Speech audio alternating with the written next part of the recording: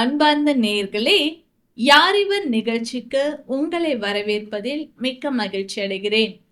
Chile நாட்டில் சுரங்கத்தில் சிக்கிக் கொண்டவர்கள் தங்களை தாங்களே காப்பாற்றிக் கொள்ள முடியாத நிலையில் இருந்ததால் அரசாங்கம் அவர்களை மீட்கும் பொருட்டு ஒரு மீட்பு குழுவை அனுப்பி அவர்களை மீட்டது. இன்றைக்கும் மனிதன் தன்னை படைத்த தெய்வம் விரும்பாத காரியங்களை செய்து தெய்வத்தின் தொடர்பு இல்லாத நிலையில் இருக்கின்றான்.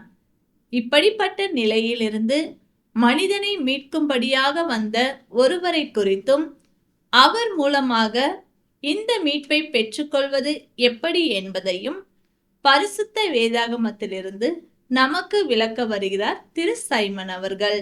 அன்புக்குரியவர்களே, உங்கள் அனைவருக்கும் எங்களுடைய அன்பான வாழ்த்துதலை, வணக்கத்தை மகிழ்ச்சியோடு தெரிவித்துக் கொள்கிறோம். இந்நிகழ்ச்சியை காண்கிற நீங்கள் ஒவ்வொருவரும் கர்த்தராகிய இயேசு கிறிஸ்துவை அறிந்து கொள்ள வேண்டும். அதன் வாயிலாக அவர் தரும் பாவ மன்னிப்பு, சமாதானம், மகிழ்ச்சி, ஆசீர்வாதங்கள் அனைத்தையும் பெற்று வாழ வேண்டும் என்று உங்களை நாங்கள் நேரில் காணவில்லை என்றாலும் உங்களுக்காக பிரார்த்தித்து இந்த நிகழ்ச்சியை உங்களுக்கு அறிவிப்பதிலே மகிழ்ச்சி கொள்கிறோம். ஒரு 15 ஆண்டுகளுக்கு முன்பதாக ஏறத்தாழ சிலி என்கிற நாட்டிலே ஒரு சுரங்கத்தில் வேலை பார்த்து கொண்டிருந்த 33 பேர் அடித்தளத்திலே சிக்கிக் கொண்டார்கள். தரை மட்டத்திலிருந்து ஏறத்தாழ 2300 அடிக்கு கீழாக அவர்கள் வேலை பார்த்தார்கள். மேலே வர முடியாத அளவிற்கு பாதை மண் சரிவு ஏற்பட்டு இவர்கள் சிக்கிக் கொண்டார்கள். இப்பொழுது 33 பேரும் ஒரு இருளான இடத்துல இருக்கிறார்கள். ஒருவருக்கொருவர் என்னதான் உதவி செய்தாலும் அங்கே இருந்து தப்பித்து வர முடியாது.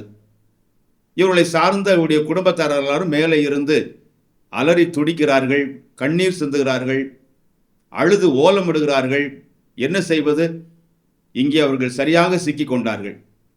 இப்பொழுது இந்த சுரங்கத்திலே சிக்கிக்கொண்ட இந்த மக்கள் உயிரோடு தான் இருக்கிறார்கள்.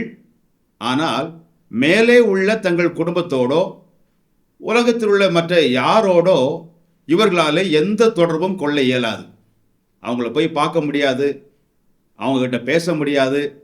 அவர்களுக்கும் இவர்களுக்கும் எந்த தொடர்பும் இல்லை. சொல்லப்போனால் இது ஒரு மரித்த நிலைக்கு சமம். அவங்க செத்துப்போன நிலையில் இருக்கிறார்கள் என்று சொன்னால் அது மாற்று கருத்தல்ல. உயிர் இருக்கிறது. இவர்கள் ஒருவருக்கொரு பேசிக்கொள்கிறார்கள், இவர்கள் அசைகிறார்கள், சுவாசிக்கிறார்கள். ஆனால் மற்ற மக்களோடு இவர்களுக்கு தொடர்பு இல்லை. இது ஒரு பேர் உண்மையை காண்பிக்கிறது. மனிதர்களை பொறுத்த மட்டிலே மனிதர்கள் இன்றைக்கு பல காரியங்களை செய்கிறார்கள். உணவு உண்கிறார்கள், உழைக்கிறார்கள், பல பயணங்கள் மேற்கொள்கிறார்கள், பல்வேறு சாதனைகள் எல்லாம் புகுத்துகிறார்கள். இது உடல் அளவிலே அவர்களுக்கு உயிர் இருக்கிறது, அசைவை அதை காண்பிக்கிறது. ஆனால் ஆன்மீக நிலையிலே, ஆவியிலே கடவுளோடு மனிதர்கள் தொடர்பு அற்றவர்களாக இருக்கிறார்கள். கடவுளுக்கும் மனிதர்களுக்கும் ஆன்மீகத்திலே தொடர்பு இல்லை. அதைத்தான் இந்த பரிசுத்த பைபிள் சொல்கிறது. பாவங்களினால் அக்கிரமங்களினால் மரித்து இருக்கிறீர்கள். உடல் அளவில் உயிரோடு இருக்கிறீர்கள். ஆனால் ஆன்மீக ஆவியின் நிலையில படைத்த தேவனோடு தொடர்பு கொள்ளாமல் இந்த சுரங்கத்திலே சிக்கி தவிக்கிற மக்கள் மற்ற மக்களை பொறுத்தமட்டிலே செத்த நிலையில் இருப்பது போல எல்லா மனிதரும் மரித்த நிலையில் இருப்பதாக இந்த பைபிள் தெளிவாக சொல்கிறது. இப்பொழுது இவர்கள் இப்படி சிக்கி கொண்டிருக்கிறார்கள். மேலே இருக்கிற இந்த அரசு இவர்கள் மீது அதிகமான கரிசனை கொண்டது. எப்படியாவது காப்பாற்ற வேண்டும். இப்போ யோசிச்சு பாருங்க, இந்த 33 பேர் என்னதான் முயற்சி எடுத்தாலும் மேலே வர முடியாது. இப்போ இவர்களுக்கு என்ன தேவை? யாராவது ஒருவர் இவர்களை மீட்க வேண்டும். மீட்கும் குழுவினராக வந்து பல காரியங்களை செய்து மீட்க வேண்டும். இவர்கள் மீட்கப்பட வேண்டும் அல்லது காப்பாற்றப்பட வேண்டும். இப்பொழுது புரிகிறதா? ஆன்மீகமாக மரித்த நிலையிலுள்ள ஒரு மனிதன் தன்னாலோ தன் உடன் சேர்ந்த மற்ற எல்லாருடைய உதவியினாலோ தன்னை தானே மீட்டு கொள்ள முடியாது. இவனுக்கு ஒரு மீட்பர் வேண்டும், மீட்டுக் கொள்ளக்கூடிய ஒருவர் வேண்டும். அப்படி மீட்டுக் கொள்ளப்படவில்லை என்றால் இந்த சுரங்கத்தில் உள்ள நம்முடைய நிலைமை என்னவா இருக்கும்? பரிதாபமாக முடிந்துவிடும். இப்ப மேலே உள்ள இந்த நாடு, அந்த அரசு கரிசனை கொண்டதினாலே மீட்க வேண்டும் என்று விரும்பி திட்டம் போட்டது. அதே போல ஆன்மீக நிலையிலே மரித்த மக்களை படைத்த தேவன் அப்படியே விட்டுவிட விரும்பவில்லை, மீட்க வேண்டும் என்று விரும்பினார். அதுதான் கடவுளின் அன்பு, அதுதான் அவருடைய கரிசனை. அதற்கான ஒரு திட்டத்தையும் அவர் வகுத்தார். இந்த 33 பேர் எந்த மதத்தை சார்ந்தவர்கள், என்ன மொழி பேசுவார்கள், எந்த இனம், அதெல்லாம் அங்க பேச்சுக்கு இடமே இல்லை. ஒரே காரியம், என் நாட்டு மக்கள் அவர்களை காப்பாற்ற வேண்டும். அதுபோல படைத்த தேவனை, மனிதனை உருவாக்கின அந்த கர்த்தரை எந்த ஒரு மதமோ எந்த ஒரு நாடோ தங்களுக்கே சொந்தம் என்று உரிமை கோர முடியாது. அதே போல அவரும் யாரோ ஒரு இனத்தாருக்கு, ஒரு மதத்தாருக்கு, ஒரு நாட்டினருக்கு கை கொடுத்து மற்றவர்களை கைவிடுகிறவரும் அல்ல. எப்படியாவது காப்பாற்ற வேண்டும். இந்த பைபிள் சொல்கிறது, எல்லா மனிதரும் பாவம் செய்து கெட்டு போனார்கள். ஆக எல்லாரும் ஆன்மீக நிலையிலே மரித்து போகலாம். அப்ப எல்லாருக்கும் மீட்பு வேண்டும். யாருக்கு மீட்பு வேண்டும்? அனைவருக்கும். எல்லாரும் மரித்து போனார்கள். கரிசனை கொண்ட கர்த்தர் அன்பு வைத்தார், அதற்கான திட்டத்தையும் வகுத்தார். இப்படி இருக்கிற வேளையில் இந்த 33 பேரும் இருளில் அமர்ந்திருக்கிறார்கள். ஆழ் மனதிலே இவர்களுக்கு நிம்மதி இல்லை. இன்றைக்கு சற்று யோசிச்சு பாருங்க, மனுஷன் என்னெல்லாமோ காரியங்களை சாதிச்சிருக்கிறான். விஞ்ஞானத்திலே வளர்ந்திருக்கிறான், கல்வியிலே வளர்ந்திருக்கிறான், பெரிய பெரிய மாற்றங்கள், பெரிய பெரிய முன்னேற்றங்கள். ஆனாலும் ஆழ் மனதிலே, ஆன்ம நிலையிலே அமைதலற்று தெரிகிறான். இது எல்லாரும் ஒத்துக்கொண்டே ஆகணும். வெளிப்படையாக பல செயல்களை செய்கிறான் சுரங்கத்தில் உள்ளவர்களைப் போல. ஆனால் ஆழ் மனதிலே ஒரு பயம் அவனை ஆட்கொண்டு இருக்கிறது. அவன் மனதிலே அமைதலற்று தான் வாழ்ந்து கொண்டிருக்கிறான். அப்படி இருக்க ஒரு நாள் இந்த 33 பேரும் இருக்கிற அந்த அடித்தளத்த சுரங்கத்தில் ஏதோ ஒரு அதிர்வை உணர்கிறார்கள். ஏதோ ஒரு வித்தியாசமான சத்தத்தையும் இவர்கள் கேட்கிறார்கள். அது என்னவென்று கேட்டால், மேலே இருந்து இவர்களுக்கு சிறிய தொலையை அந்த அரசு இட்டு, அந்த தொலையின் வாயிலாக இவர்களுக்கு உணவு, மருந்து, தண்ணீர் எல்லாம் அனுப்புகிறார்கள். இந்த சத்தமும் இந்த அதிர்வும் இவர்களுக்கு ஒரு முன் அறிவிப்பாக கொடுக்கப்பட்டது. ஏதோ ஒன்று நடக்கிறது, இவர்களை வந்து சேருவதற்கு ஒரு வழி உருவாக்கப்பட்டது.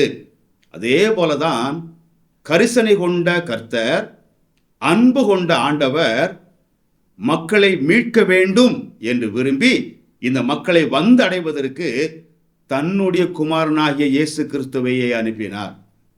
இயேசு கிறிஸ்து திடீரென்றெல்லாம் தோன்றிவிடவில்லை. ஒரு மானிட பிறவி அல்லது மனித அவதாரமாக அல்லது உண்மையான மனிதனாக அவர் இந்த உலகத்தில் வெளிப்படுவதற்கு முன்பதாகவே பல 100 ஆண்டுகளுக்கு முன்பு தீர்க்க தரிசனமாக சொல்லப்பட்டது. ஆதியிலும் சொல்லப்பட்டது, காலங்களுக்கெல்லாம் அப்பாற்பட்டது. அவர் பல காரியங்களை அவருடைய பிறப்பை குறித்து சொல்லி மனிதர்களுக்கெல்லாம் வெளிப்படுத்தி காலாகாலங்களுக்கு அவைகளை மனிதர்களுக்கு தெரியப்படுத்தித்தான் இயேசு கிறிஸ்து ஏறத்தாழ 2000 ஆண்டுகளுக்கு முன்பதாக சிக்கிக்கொன்ற மனிதர்களுக்கு உணவும் நீரும் மருந்து வழங்கினது போல இந்த பூமியிலே மனிதனாய் பிறந்தார். அந்த இயேசு கிறிஸ்து சொல்கிறார், ஜீவ அப்பம் நானே, உலகத்திற்கு நானே ஒளியாயிருக்கிறேன்.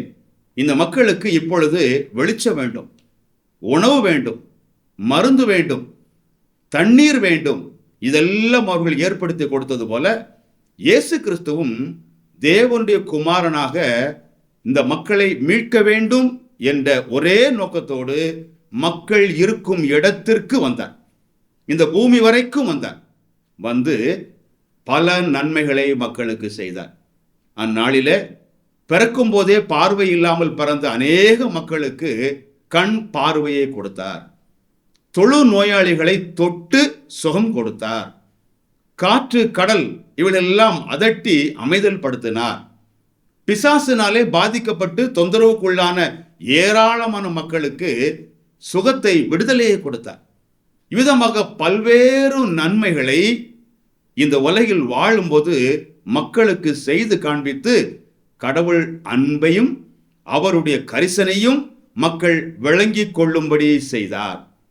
அவர் எந்த ஒரு குறிப்பிட்ட இனத்திற்காகவோ குறிப்பிட்ட மதத்திற்காகவோ வரவில்லை. எல்லாருக்கும் மீட்பு வேண்டும். ஆக அனைவருடைய மீட்பராகத்தான் வந்து தாம் மீட்பராக வந்ததை இந்த நல்ல செயல்கள் வாயிலாக அனைத்துலக மக்களுக்கும் அவர் காண்பித்து கொண்டே இருந்தார்.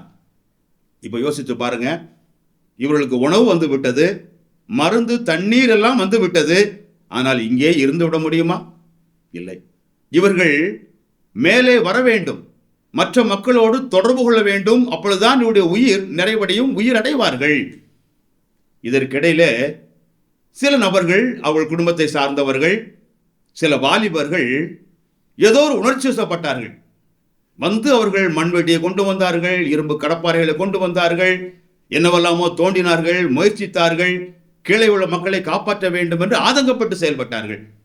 ஆனால் ஏதாவது பயன் கொடுக்குமா? இன்றைக்கும் மனிதன் அப்படித்தான். ஆன்மீக நிலைமையிலே தனக்கு ஒரு சமாதானம் வேண்டும், இந்த பயம் அவனை விட்டு நீங்க வேண்டும், தனக்கு கடவுளுடைய அனுக்கிரகம் வேண்டும் என்று சொல்லி இந்த அப்பாவி இளைஞர்கள் பிரயாசப்பட்டதை போல என்னவெல்லாமோ மனிதன் இன்றைக்கு செய்து கொண்டிருக்கிறார்கள்.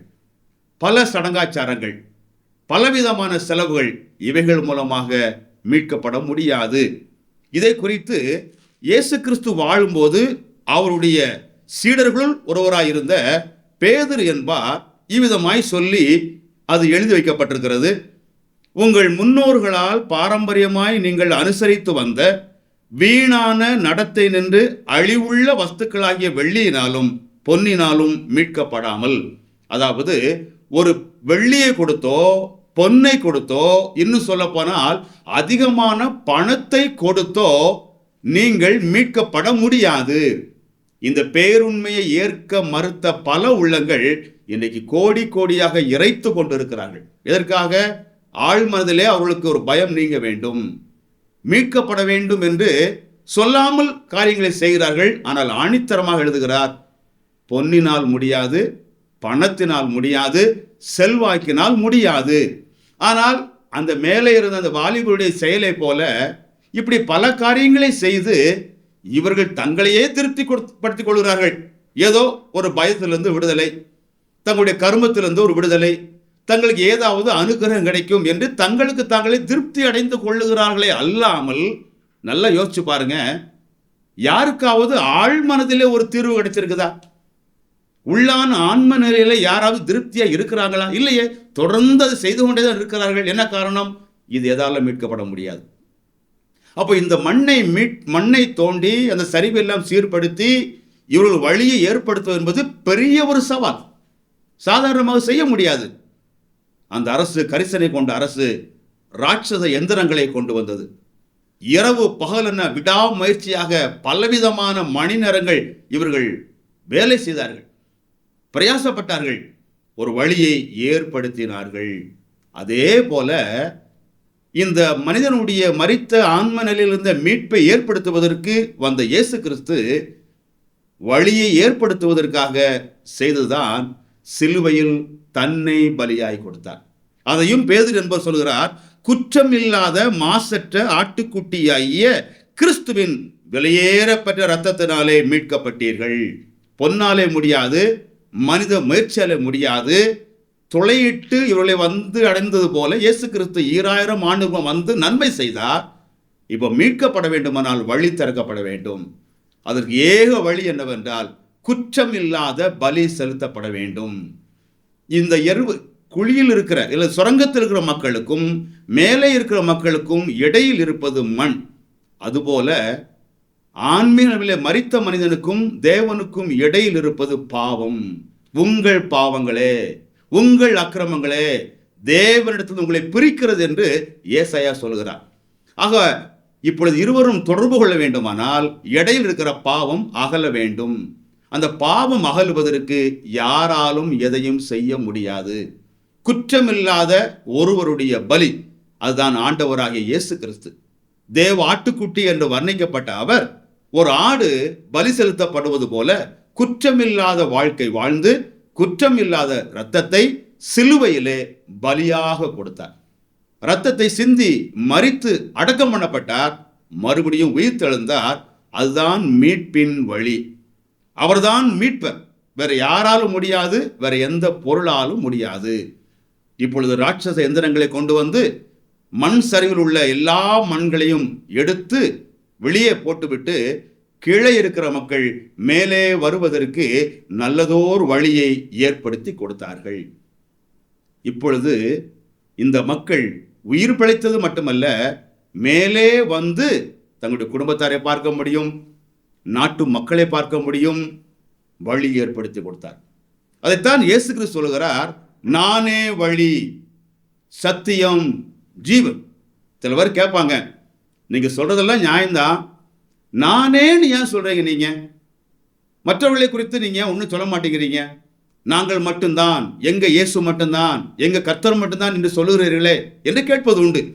ஒருவேளை நியாயமாக தோன்றினாலும் நானே என்று சொல்வதற்கு காரணம், இவர் ஒருவர் மட்டும்தான் பாவம் இல்லாமல் உலகத்தில் வாழ்ந்தார். ஒருவர் மட்டும்தான் மனித உருவில் வந்த தேவன்.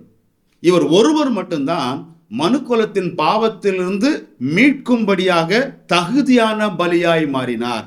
ஆகவேதான் சொல்கிறோம், இவர்தான் வழி, நானே வழி, நானே சத்தியம். இப்ப சுரங்கத்தில் அடித்தளத்தில் சிக்கிக்கொண்ட இந்த 33 பேரும் உயிரோடு வெளி வருவதற்கும் மீட்கப்படுவதற்கும் ஒரு பெரிய இடம், ஒரு வழி ஆயத்தமாக்கப்பட்டது போல கர்த்தராகிய இயேசு கிறிஸ்து சிலுவையிலே மீட்பின் வழியை ஆயத்தமாக்கி விட்டார். அவர் சொல்லுகிறார், யோவான் என்கிற புத்தகத்தில் 10வது அதிகாரத்தில் தான் எதற்காக வந்தேன் என்பதை அவர் சொல்லுகிற வேளையிலே, நானோ அவைகளுக்கு ஜீவன் உண்டாயிருக்கவும் அது பரிபூர்ணப்படவும் வந்தேன். அந்த வாழ்வு முழுமை அடைய வேண்டும், நிறைவு அடைய வேண்டும், அதற்காக வந்தேன் என்று சொன்னார். இப்ப அடித்தளத்திலே காப்பாற்றப்பட்டாங்க, மறுபடியுமாக மேலே வந்து எஞ்சியுள்ள வாழ்க்கையை தொடர்கிறார்கள். இவ்வுலகிலே சில ஆண்டுகள் பல ஆண்டுகள் வாழ்ந்தாலும் இந்த உடலானது அழிந்து போகும், ஆனால் ஆன்மா அது அழிவது கிடையாது. அதற்கு நிலையான ஒரு வாழ்வு உண்டு. அந்த வாழ்வு முழுமை அடைவதற்காக, பரிபூர்ணம் அடைவதற்காக நான் வந்தேன், நானே வழி, நான் தான் மீட்பர் என்று அவர் சொல்வது எத்தனை உண்மை. இதை கவனிக்கிற எங்களுக்கு அன்பானவர்களே, உங்களுடைய ஆழ் மனதிலே அங்கலாய்ப்போடு இந்த மரித்த நிலையிலே கடவுளுக்கும் உங்களுக்கும் தொடர்பு இல்லாமல் ஒரு நடைபெணமான வாழ்க்கை வாழ்ந்து கொண்டிருப்பீர்களானால் மீட்பதற்கு உங்களால் முடியாது, வேறு எவராலும் முடியாது. நீங்கள் கவலை கொள்ள தேவையில்லை. 2000 ஆண்டுகளுக்கு முன்பதாகவே உங்கள் மீது அன்பு கொண்ட தேவன் தமது குமாரனை அனுப்பி உங்களுக்கு ஒரு மீட்பராக செய்ய வேண்டிய அனைத்தையும் செய்து அவர் இன்றைக்கு வழியாய் இருக்கிறார். அவர்தான் வழி, அவர்தான் மீட்பர். அந்த வழியாய் ஏறி வந்த அந்த சுரங்கத்தில் உள்ளவர்கள் வாழ்வை கண்டார்கள், மறுவாழ்வு கண்டார்கள். அதுபோல நம்முடைய ஆன்மீக வாழ்வை இந்த உலகத்திலே சில ஆண்டு மரித்தாலும் நித்தியமாக ஒரு நிலை வாழ்வை பெற்றுக்கொள்வதற்கு இவர் ஒருவர்தான் வழி. ஆகவே இந்த கர்த்தராகிய இயேசு கிறிஸ்துவாகிய இந்த வழியை நீங்கள் அறிந்து கொள்வதற்கு எங்கு செல்ல வேண்டும், என்ன செய்ய வேண்டும்? உங்களுடைய உள்ளான மனதிலே இயேசு கிறிஸ்து என்னை மீட்பதற்காக, என்னுடைய மீட்பராக சிலுவையிலே மரித்தார். நான் அந்த தேவனோடு தொடர்பு கொள்வதற்கு அவர் ஒருவர்தான் வழி. நான் உண்மையிலே பாவத்தினாலே மரித்தவன் என்பதை ஒத்துக்கொண்டு அந்த இயேசு கிறிஸ்து மீது முழுமையான நம்பிக்கையை, விசுவாசத்தை உங்கள் உள்ளத்திலே நீங்கள் கொள்வீர்களானால் நீங்கள் மீட்கப்பட்டவர்கள். அன்றைக்கு அந்த சுரங்கத்தில் உள்ளவர்கள் அந்த வழியை ஏற்றுக்கொள்ளாமல் இருந்திருப்பார்களானால் காப்பாற்றப்பட்டிருக்க மாட்டாங்க. ஆனால் உங்களுக்கு ஏற்படுத்தப்பட்ட இந்த வழியை நீங்கள் எந்த ஒரு செலவும் இல்லாமல், எந்த பெருமுயற்சியும் இல்லாமல் எளிமையாய் ஏற்றுக்கொண்டாலே போதும். பெரிய ஒரு மீட்பு காப்பாற்றப்படுவீர்கள். அப்பேற்பட்ட பெரிய பாக்கியத்தை கர்த்தராகிய தேவன் உங்களுக்கு தந்தரல வேண்டும் என்ற வாழ்த்தலோடு எங்கள் வார்த்தைகளை நிறைவு செய்கிறோம். ஆமென். நீங்கள் இயேசுவின் அன்பையும் பாவ மன்னிப்பையும் நித்திய ஜீவனையும் பெற்றுக்கொள்ள வேண்டுமானால் அவரே உங்கள் பாவத்திற்காக தேவன் அருளிய பலி என உணர்ந்து விசுவாசத்துடன் அவரை உங்கள் வாழ்க்கையில் ஏற்றுக்கொள்ளுங்கள். இது உங்கள் இருதயத்தின் வாஞ்சியை வெளிப்படுத்துமானால் இந்த விசுவாச ஜெபத்தை இப்பொழுதே ஜெபியுங்கள். அப்பொழுது அவர் உங்கள் வாழ்க்கையில் வருவார். இது ஒரு ஜெபத்தின் மாதிரி. முதலில் நான் சொல்லுகிறேன். ஆண்டவராகிய இயேசுவே, நீர் எனக்கு தேவை. என் பாவத்திற்காக நீ சிலுவையில் மரித்ததுக்கு நன்றி. என் வாழ்க்கையின் கதவை நான் திறந்து உம்மை என் இரட்சகராகவும் ஆண்டவராகவும் ஏற்றுக்கொள்கிறேன். என் வாழ்க்கையை நீர் ஆட்கொண்டு நான் எப்படிப்பட்டவனாக இருக்க நீர் விரும்புகிறீரோ அப்படியாக என்னை மாற்றும். ஆமேன். இந்த ஜெபம் உங்கள் உள்ளத்தின் விருப்பத்தை வெளிப்படுத்துமானால் இப்பொழுதே நீங்கள் இருக்கும் இடத்தில் இந்த ஜெபத்தை ஜெபியுங்கள். நான் இந்த ஜெபத்தை ஒவ்வொரு வாக்கியமாக சொல்லும்போது நீங்களும் அமைதியாக சொல்லுங்கள். ஆண்டவராகிய இயேசுவே, நீர் எனக்கு தேவை. என் பாவத்திற்காக நீ சிலுவையில் மரித்ததுக்கு நன்றி. என் வாழ்க்கையின் கதவை நான் திறந்து உம்மை என் இரட்சகராகவும் ஆண்டவராகவும் ஏற்றுக்கொள்கிறேன். என் வாழ்க்கையை நீர் ஆட்கொண்டு நான் எப்படிப்பட்டவனாக இருக்க நீர் விரும்புகிறீரோ அப்படியாக என்னை மாற்றும். ஆமேன். இப்பொழுது நீங்கள் இந்த விசுவாச ஜெபத்தை ஜெபித்துள்ளீர்கள். இயேசு கிறிஸ்துவை உங்கள் வாழ்க்கையில் வரும்படி அழைத்திருக்கிறீர்கள். அவரை வேண்டிக் கொள்ளும்போது அவர் வருவதாக வாக்களித்துள்ளதால் அவர் வாக்களித்தபடியே வந்துள்ளார் என்பதை நிச்சயமாய் அறிந்து கொள்ளுங்கள். மேலும் உங்கள் பாவங்கள் மன்னிக்கப்பட்டது என்றும் நீங்கள் தேவனுடைய பிள்ளையாகி நித்திய ஜீவனை பெற்றுக்கொண்டீர்கள் எனவும் உறுதி கொள்ளுங்கள். பிரார்த்தனை செய்வோம். பரலோக பிதாவே, நன்றியோடு நாங்கள் உமக்கு ஸ்தோத்திரம் சொல்கிறோம். பாவத்தினால் அக்கிரமத்தினால் ஆத்துமத்தில் ஆவியில் மரித்த மனிதன் மீது அன்பு கொண்ட தேவன் 2000 ஆண்டுகளுக்கு முன்பதாக தம்முடைய குமாரனை இயேசு கிறிஸ்துவை உலகத்தில் அனுப்பினார். எங்களை மீட்கும்படியாய் தம்மையே பழுதற்ற பலியாக, குற்றமில்லாத பலியாக சிலுவையில் இரத்தத்தை சிந்தி மரித்து அடக்கம் பண்ணப்பட்டு உயிர்த்தெழுந்த இயேசு கிறிஸ்து ஒருவரே மீட்பர், நானே வழி என்று சொன்ன அந்த மீட்பரை இந்த செய்தியை கேட்ட ஒவ்வொருவரும் அறிந்து கொள்ளும் பாக்கியத்தை கொடுத்தருளும். மீட்புக்கு பாக்கியமான, மீட்புக்கு பாத்திரமான இந்த இயேசு கிறிஸ்துவை அண்டிக்கொள்ள உதவி செய்யும்.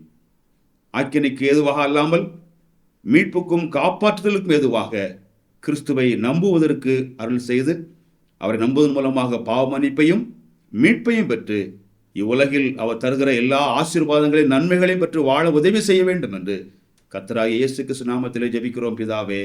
ஆமென்.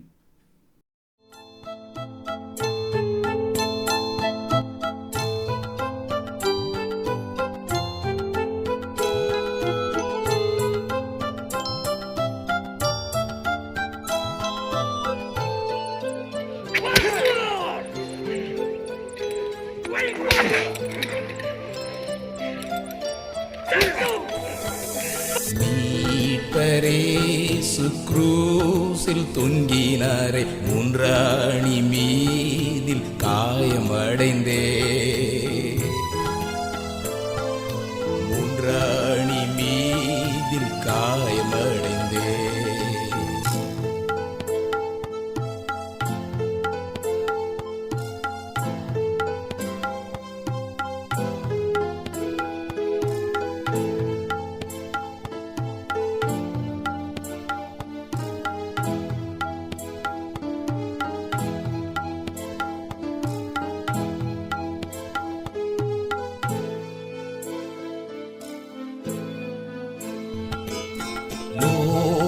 பாவம் தீர்க்க பலியான தேவ ஆட்டுக்குட்டியானவர், சொந்தமான ரத்தம் சிந்தி மீட்டு இந்த அன்பு கூர்ந்தவர். எம்மில் இந்தளவாய் அன்பு கூர்ந்தவர். மீட்பரே சுக்ரூசில் தொங்கினாரே, மூன்றாணி மீதில் காயமடைந்தே, மூன்றாணி மீதில் காயமடைந்தே.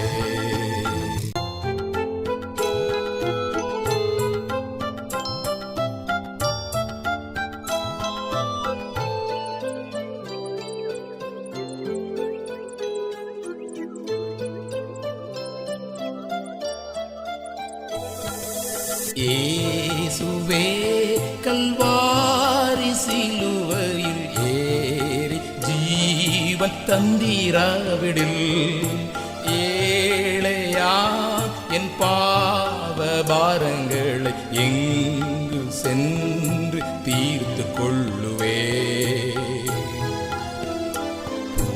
எங்கு சென்று தீர்த்து கொள்ளுவே. மீட்பரே சுக்ரூசில் தொங்கினாரே, மூன்றாணி மீதில் காயமடைந்தே, மூன்றாணி மீதில் காயமடைந்தே.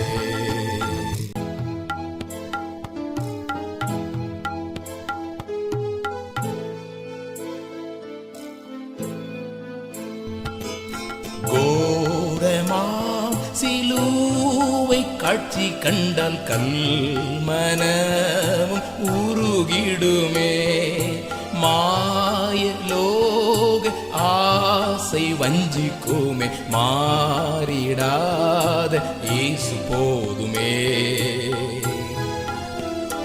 என்றும் மாறிடாத இயேசு போதுமே. மீட்பரே சுக்ரூசில் தொங்கினாரே, மூன்றாணி மீதில் காயமடைந்தே, மூன்றாணி மீதில் காயமடைந்தே. எப்படி சுரங்கத்தில் சிக்கிக் கொண்டவர்களை மீட்க ஒரு மீட்பு படை தேவைப்பட்டதோ, அதை போலவே மனிதனையும் மீட்க ஒரு மீட்பர் தேவை. மனிதனை பாவத்திலிருந்தும் அதன் தண்டனையிலிருந்தும் மீட்கவே தெய்வமாயிருந்த இயேசு கிறிஸ்து இந்த உலகில் மனிதனாக வந்து நம்முடைய பாவத்தை தன் மீது ஏற்றுக்கொண்டு நமக்கு பதிலாக சிலுவையில் இரத்தம் சிந்தி மரித்தார். மரித்த இயேசு கிறிஸ்து அடக்கம் பண்ணப்பட்டு 3ஆம் நாள் உயிருடன் எழுந்து தம்முடைய அன்பை வெளிப்படுத்தி நம்முடைய மீட்பரானார்.